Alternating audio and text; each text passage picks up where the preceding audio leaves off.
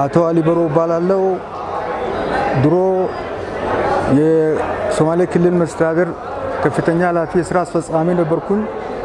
አሁንም የሀገር ሸማግሌ ፖለቲከኛ ታዋቂ ሰው ነኝ። የሞያሌ ነዋሪም ተወላጅም ነኝ። ዛሬ 12ኛ ወር 2018 ዓመተ ምህረት ነው እንደ አውሮፓውያን አቆጣጠር። እዚህ የተገኘው እጅግ በጣም አስፈሪ፣ እጅግ በጣም ዘግናኝ፣ እጅግ በጣም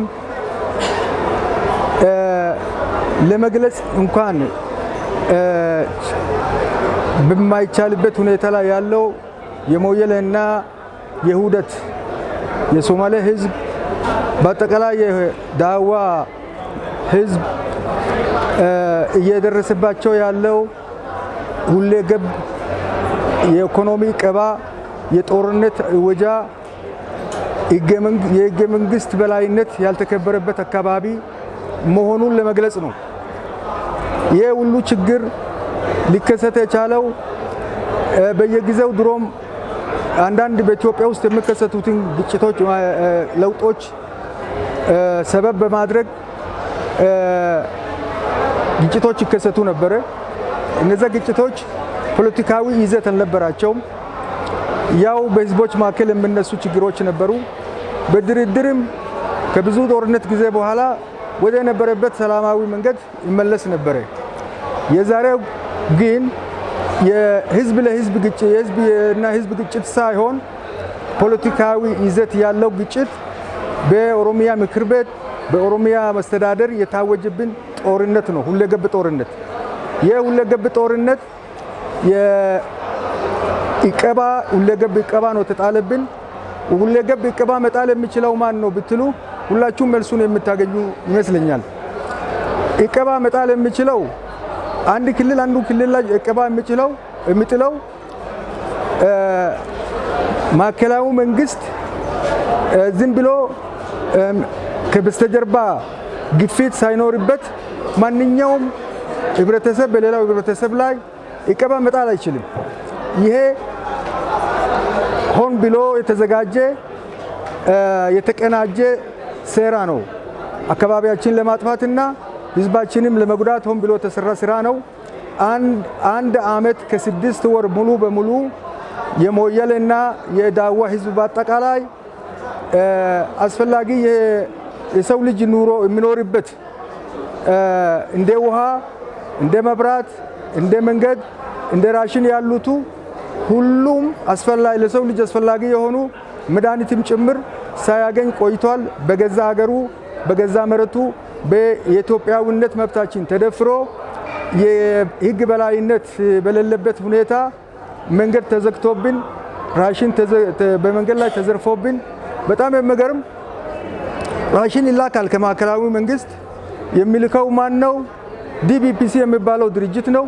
ያ ድርጅት እስከ መቶ ካሚኖች ጭኖ ወደ ሞያሌ ይልካል።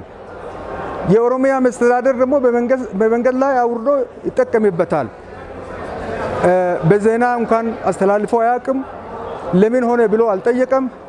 ሚናውን አልተወጣም። ራሱ ለምን እንደሆነ በጣም አስገርሞናል። በተጨማሪ ፌደራል ጋቨርንመንት ደግሞ ራሱ ማዕከላዊ መንግስት ይህ ሁኔታ ሲከሰት እያየ ዝምታው መርጧል። ይህም በጣም የሚያሳዝን ሁኔታ ነው። በሌላ በኩል ደግሞ መድኃኒት አለ። በየጊዜው የልጆች ክትባት አለ። በየወሩ የሚካሄድ የልጆች የህፃናት ክትባት አለ። ፍሪጅተሮች አሉ። ወደዛ በሚላኩበት ጊዜ በመንገድ ላይ ቆሞ የኦሮሞ መስተዳደር የራሱ ያደርጋል ያንን ንብረት። ልጆቻችን ያለ ክትባት እየሞቱ ናቸው። 6 ኪለር ዲዚዝ የሚባሉ አለ። 6 ገዳይ በሽታዎች የሚባሉ ከልጆች በክትባት መልክ ይከላከል የነበረው በአሁኑ ሰዓት ልጆቻችን ክትባት እያገኙ አይደሉም። በክትባት እጦት እየታመሙ እየሞቱ ናቸው። በሌላ በኩል ከ30 ቀበሌ የተፈናቀለ ህዝባችን የሁማኒታሪያን ክራይሲስ ውስጥ ነው ያለው። ሁማኒታሪያን ክራይሲስ በሚከሰትበት ጊዜ የዓለም መንግስታት፣ እርዳታ ሰጪ ድርጅቶች፣ የዓለም እርዳታ ተቋማት በመረባረብ ችግሩን ለማቅለል የሚሞክሩበት ጊዜ ነበረ። ዘንድሮ ግን አንድ ዓመት ተኩል ለህዝባችን የደረሰ ከዓለም ደረጃም ከኢትዮጵያ ደረጃም ከየትም የደረሰን እርዳታ የለም። ህዝባችን በጥፎ አሰቃቂ በመሞት ላይ ነው የሚገኘው። ይህ ሁሉ ችግር ሲከሰት ደግሞ ዝም ብለን አልተመለከትንም። ለማዕከላዊ መንግስት እያሳወቅን ነው። በየቦታው የጩኸታችን እያስተጋባን ነው። የጩኸታችን መልስ ግን ኧረ ቀስ ብለን ነው የምንፈታው ነው የሚባለው። እነሱ ቀስ ብሎ የሚፈቱ ከሆነ አንድ ዓመት ተኩል ሆነዋል። ስንት ሰው በጦርነት ሞተ። በጦርነት የሞተና በረሃብ የሞተ ነው የሚበልጠው። በጣም የሚገርም ነገር ነው። በገዛ ሀገራችን፣ በገዛ መሬታችን፣ በገዛ ወረዳችን፣ በገዛ ዞናችን፣ በገዛ ሀገራችን ኢኮኖሚና ሁለገብ እቀባ ተጥሎብን ይህ ሁሉ ችግር ሲፈጸምብን የኢትዮጵያ ህዝብ ለምን ዝምታውን መርጦ ዝም ብሎ ተመለከተን የሚል ጥያቄ አለኝ። በተጨማሪ የዓለም እርዳታ ሰጪ ድርጅቶች ይህን ሁኔታ በቅርብ እየተከታተሉ ነው። ለምንድን ነው ዝም ብሎ የሚመለከቱት? የሚሞተው ሰው ሰብአዊ አይደለም እንዴ? የሚሞተው የሰው ልጅ አይደለም እንዴ? የሚፈናቀለው የሰው ልጅ አይደለም እንዴ? ቤቱ የሚቃጠለው የሰው ልጅ አይደለም እንዴ? በየጊዜ በየጠዋቱ ደግሞ የሚወረረው ሰው አይደለም እንዴ? አሁን ቀደም ሲል እንደተገለጸው በሶማሊኛ በትላንትናው ጦርነት ከ20 በላይ ነው ሞተ፣ ከ60 በላይ ነው ቆሰለ ብሏል። በየቀኑ ውስጥ ይሄን ያህል ሰው የሞተበት ሁኔታ አንድ ዓመት ተኩልስ ምን ያህል ሰው ሞቷል? በጣም የሚያስቸግር ለመገመት የማያስችል ጉዳይ ነው። ስለዚህ የኢትዮጵያ ህዝብ ድምጻችን እንዲሰሙ እንፈልጋለን። የዓለም ህዝቦችም ድምጻችን እንዲሰሙ እንፈልጋለን። የማን ሜድ ዲሳስተር ውስጥ ነው ያለነው። ሰው ሰራሽ አደጋ ውስጥ ነው ያለነው። እግዚአብሔር ሰራሽ አይደለም። ሰው ሰራሽ አደጋ የሚባል ሁኔታ ውስጥ ነው ያለነው። በጣም የሚገርም በኬንያ በኩል ያለነው እኛ ኢትዮጵያዊ ነን። የኬንያ በኩል ያለው መንገድ ክፍት ነው ለኛ። በፓስፖርት አስመትተን ነው የምንገባ። በኢትዮጵያ በኩል ያለው 700 ኪሎ ሜትር ከአዲስ አበባ እስከ ሞያሌ ተዘግቶብን ደፍሮ ደግሞ ተደብቆ ለመውጣት የሞከረው ከመታወቃቸው በመታየት ከመኪና ወርዶ ታርደዋል፣ ተቃጥሏል። ሬሳቸው በመንገድ ላይ ሰራዊቶች በሚመለከቱበት ሰዓት ሁሉም ሰው በሚታዘብበት ሁኔታ ከማንም ሳይሰወር የሁሉ ሲደረግ የሁሉ መድኃኒት በመንገድ ላይ ሲዘረፍ የሁሉ ራሽን በመንገድ ላይ ሲዘረፍ መንግስት አያውቁም? ይቻላል እንደዛ ማለት? ማዕከላዊ መንግስት አያውቁም ይሄን ሁኔታ? የኦሮሚያ መንግስት ይሄን ነገር አያውቅም? ማቀም በጣም የሚችለው ማን ነው? በአንድ ሀገር ውስጥ የበላይ አካል አይደለም እንዴ? ይሄ ሁሉ ችግር እኛ ማንነታችን ተደፍሯል። የህግ በላይነት በአካባቢያችን ተጥሷል። የማንነት ጥያቄያችን ጥያቄ ውስጥ ገብቷል። ችግራችን ከችግር በላይ ሆኗል። የሶማሌ ህዝብም በተለይ እንዲያውቅልን፣ የኢትዮጵያ ህዝብም እንደዛው እንዲያውቅልን፣ የዓለም ህዝብም እንዲያውቅልን እንፈልጋለን። ድሮ አውቆ ዝም ያሉትም ደግሞ ማለት የለባቸውም። የሰብአዊ ጉዳዩ እንደሆነ በአስቸኳይ አስፈላጊው የህዝብ ነፍስ ማዳን ሁኔታ እንዲሰሩ እንጠይቃለን። ይሄን በዚህ ያልፋለሁ። ሌላውን ማለት የሚፈልገው በጣም የሚገርመው ውሃ የሚመጣብን ከኬንያ ነው የሚመጣልን። ግን በከተማችን ውስጥ የውሃ ቧንቧ ተዘርግቷል፣ ተቆርጦብናል። ያ ከኬንያ የሚመጣብን በቦቴ ነው፣ በእርዳታ ሳይሆን በገንዘባችን ነው ከዛ የምናስመጣው። ያ ውሃ የተጣራ ውሃ አይደለም። የውሃ ወለድ በሽታ አለው። ልጆቻችን እና ሽማግሌዎቻችን በውሃ ወለድ በሽታ እየሞቱ ናቸው። ይሄ ሰብአዊነት ነው? በጣም የሚገርም ሁኔታ ነው። ምግብ የምናገኘው የምንገዛው ከኬንያ ነው። ከኢትዮጵያ የሚመጣልን ምግብ የለም የምንሸምተው። ይሄ ሰብአዊነት ነው? የኢትዮጵያ ህዝብ ይሄን ያወቀ ለምን ዝም አለ? እኔ በጣም የሚገርመኝ በአንዳንድ ጊዜ ከዜና የምነበበው ይሄ ሁሉ ህዝብ ችግሩ ከአካባቢው እኛን ክልላችን ዞናችን ጠራርጎ አውጥቶ ለራሳቸው ለመያዝ ነው አላማቸው። አንድ ብሔረሰብ አንዱን ብሔረሰብ ለመያዝ ይችላል? አይችልም፣ ከበስተጀርባው ሌላ ነገር ካለ በስተቀር። ስለዚህ በጣም አንድ አመት ተኩል ማለት በጣም ትልቅ ጊዜ ነው። የሁማኒቴሪያን ክራይሲስ ግን የሚከሰተው በሳምንትና በአንድ ወር ውስጥ ነው። ስለዚህ ጀምሬ እንደገና የሚጠይቀው የኢትዮጵያ ህዝብም ይህንን አውቆ ጆሮውን ከፍቶ ያለብንን ችግር ተረድቶ የእርዳታ እጁን እንዲዘረጋልን እንጠይቃለን። የዓለም ህዝብ ማለት የእርዳታ ተቋማት በሙሉ ይሄ የተገለለው አካባቢ ዘራችን ለማጥፋት ሆን ብሎ የተሰራ ስራ ስለሆነ መጥፋትም ስለሌለብን እና የሰው ዝር እንደመሆናችን መጠን ቶሎ የእርዳታ እጃቸውን እንዲዘረጉልን እንጠይቃለን። የኢትዮጵያ መንገድ የማይከፈትልን ከሆነ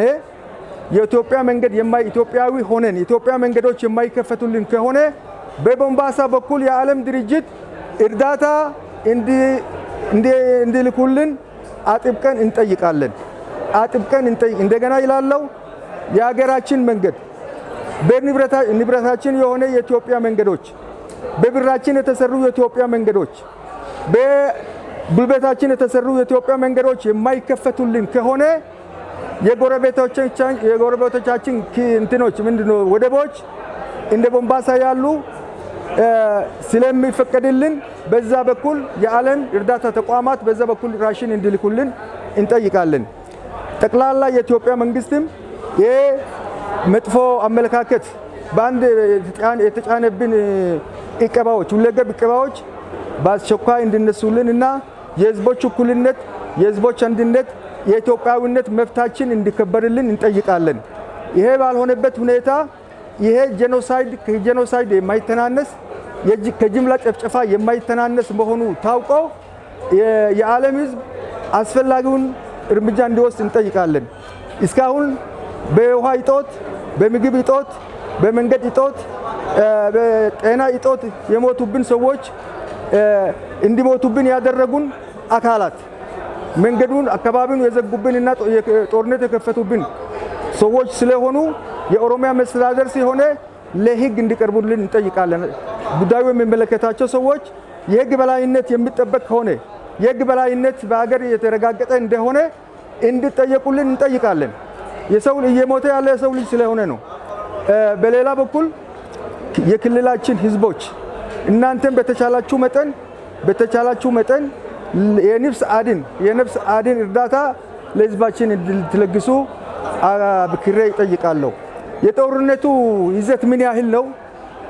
ምን ያህል ጉዳት አድርሷል? ምን ያህል ሰውን አፈናቅሏል? ምን ያህል ሰው ሞቷል? ምን ያህል ህፃናቶች ተጎድተዋል? ምን ያህል ሸማግሌዎች ሞቷል? ምን ያህል ሰው አካለ ጎደሎ ሆኗል የሚለውን በተጨባጭ ሁኔታ ከነ ፎቶዎች አስደግፈን ከነ መረጃ ለማቅረብ ዝግጁ ነን። ዝም ብለን የምናወራ ሳይሆን በቂ መረጃ ይዘን ነው እየተናገርን ያለነው። ስለዚህ ብዙ ተብሏልና መቼም እስከ 3-4 ቀንም ለመጨረስ አንችልም።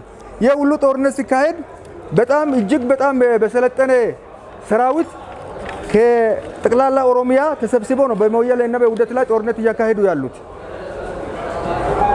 ህዝብ አይደለም፣ ህዝብ ከህዝብ አልተጋጨም። ኦሮሚያ ነው በሞያሌ እና በውህደት ወይም በዳዋ ዞን ላይ ጦርነት ያወጀው። እንደዛው በሊበን ዞንም እንደዛ አውጆ ነበር በደካ ላይ። ከአንዱ ሲጨርስ ወደ አንዱ ይዞራል። ይሄ እንግዲህ እንዴት እንደሚገልጽ አላውቅም። ይሄ ሁኔታ እስካሁን ድረስ እየተከላከለ ያለው በሞያሌ እና በውህደት ዙሪያ ሰፊው የሶማሌ ህዝብ እረኛውና ገበሬው ነው እንጂ ማንም ሰራዊት ከጎኑ ቆሞ ጥይት ተኩሶ አያውቅም። አሁንም ተኩሶ አንልም። ነገር ግን የሁማኒቴሪያን ክራይሲሱን በአስቸኳይ እንዲያስታግሱልን እንጠይቃለን። ያለውን በዛ አካባቢ እየተካሄደ ያለውን ነገር ግን በግልጽ ማንኛውም ለኢትዮጵያ ህዝብም ለሶማሌ ህዝብም ለዓለም ህዝብም ግልጽ እንዲሆን እንፈልጋለን። ይሄን የተናገርኩትን በአማርኛ በቪኦኤ በሚያስፈልገው ቦታ ሁሉ እንድታስተላልፉ እጠይቃለሁ። ይሄንን እድል ለሰጡኝ የጆሆ ድርጅቶችም እጅግ የላቀ ምስጋናን አቀርባለሁ። በጣም አመሰግናለሁ።